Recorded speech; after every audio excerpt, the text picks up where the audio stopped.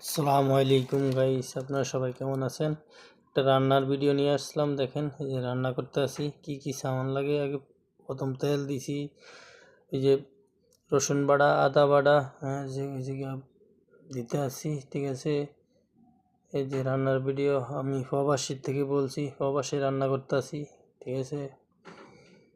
এই যে দেখেন, পেঁয়াজ কুচি, মানে যাবতীয় সামান যা যা লাগে সম্পূর্ণ সামান দিয়া, ঠিক আছে, একটা রান্নার রেসিপি নিয়ে আসলাম আপনাদের মাঝে। এই যে দুমা তো এই কারণে দেখা যাইতেছে না, ঠিক আছে। গ্যাসের চুলায় ফাঁক করি, ডিউটি শেষে এই যে ফাঁক করতে আসি। দেখেন কালারটা কেমন অস্থির লাগতেছে। মুরগি, ওই যে পোলট্রি মুরগি না, ঠিক আছে, ব্রয়লার মুরগি না, ইয়া উঠছে, ওই যে কক মুরগি ফাঁকাইতেছি, বুঝছেন, পাকিস্তানি কক মুরগি। তো আপনারা দেখেন কি অবস্থা, আপনাদের মাঝে একটা রেসিপি নিয়ে আসলাম।